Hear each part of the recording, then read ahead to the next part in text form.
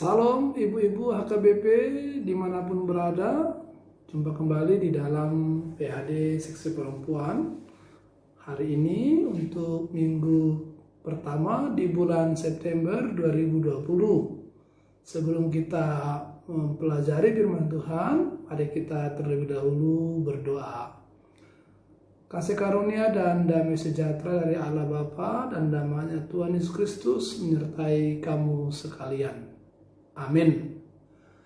Ibu-ibu yang dikasihi oleh Tuhan, Nats PHD Seksi Perempuan untuk minggu pertama di bulan September ini tertulis di kitab 1 Petrus 3 ayat 18 sampai dengan ayat 22. Saya akan membacakannya bagi kita, demikian dikatakannya.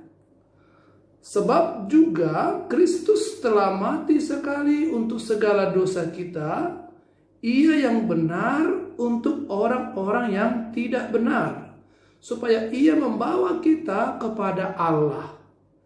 Ia yang telah dibunuh dalam keadaannya sebagai manusia, tetapi telah dibangkitkan menurut roh, dan di dalam roh itu juga Ia pergi memberitakan Injil kepada roh-roh yang di dalam penjara, yaitu kepada roh-roh mereka yang dahulu pada waktu Nuh tidak taat kepada Allah, ketika Allah tetap menanti dengan sabar waktu Nuh sedang mempersiapkan bahteranya, di mana hanya sedikit, yaitu 8 orang yang diselamatkan oleh air bah itu. Juga kamu sekarang diselamatkan oleh kiasannya, yaitu baptisan. Maksudnya bukan untuk membersihkan kenajisan jasmani, melainkan untuk memohonkan hati nurani yang baik kepada Allah. Oleh kebangkitan Yesus Kristus yang duduk di sebelah kanan Allah, setelah Ia naik ke surga, sesudah segala malaikat, kuasa, dan kekuatan ditaklukkan kepadanya. Demikian firman Tuhan. Ibu-ibu yang dikasihi oleh Tuhan Yesus, tema renungan-renungan kita di dalam minggu ini adalah manusia tidak untuk diperjualbelikan. Dan Nats PHD Seksi Perempuan juga mau mengarah ke situ. Artinya manusia yang diciptakan Tuhan ini adalah makhluk yang berharga.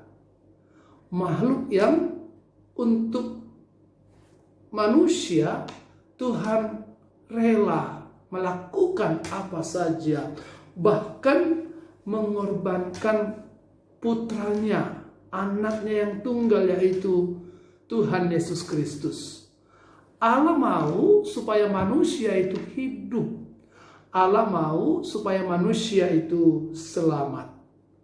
Itu sebabnya nats kita kali ini langsung diawali kepada Kristus yang telah rela mati karena dosa kita, yang telah rela mengorbankan dirinya untuk keselamatan kita.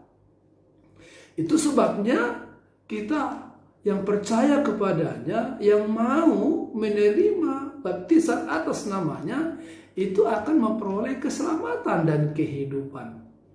Dan di sini digambarkan bagaimana Tuhan membandingkan dengan peristiwa air bah.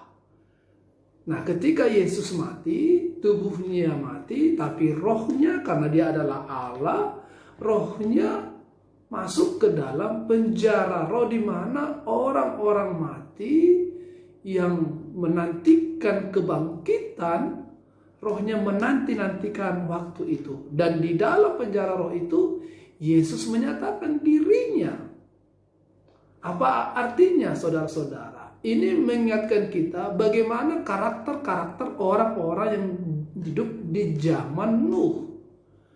Allah ingin menyelamatkan mereka sebagai orang-orang yang berdosa melalui Nuh membangun bahtera dalam jangka waktu yang sangat panjang. Dan melalui bahtera itu Allah mengingatkan supaya mereka bertobat, berbalik, dan kembali kepada jalan kebenaran Tuhan. Supaya mereka tidak mati. Karena apa? Karena akibat dosa, akibat pelanggaran mereka, maka kematian akan datang kepada mereka. Tapi Tuhan sungguh sangat baik.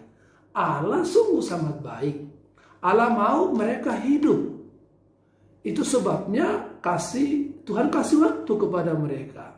Dan Tuhan mau mereka berbalik kembali ke jalan yang benar seperti Nuh dan anak-anaknya. Supaya ketika air bah datang, maka mereka selamat dari air bah itu. Nah, seperti itulah dikatakan di dalam ayat 21. Kiasannya, air bah yang menenggelamkan mereka itu adalah seperti baptisan, di mana kalau kita menerima baptisan, tubuh kita yang lama itu sudah terkubur dan kita keluar sebagai manusia yang baru, seperti Nuh yang keluar dari kapal atau bahtera itu. Dia sudah menerima curahan hukuman dalam bentuk air bah dan hujan yang 40 hari lamanya tidak berhenti itu, sehingga mematikan semuanya. Tetapi Nuh yang keluar dari bahtera itu menjadi selamat.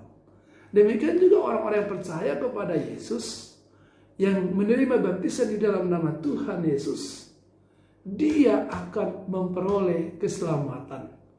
Karena dia mau meninggalkan segala kejahatannya dan menerima anugerah keselamatan yang dari Tuhan.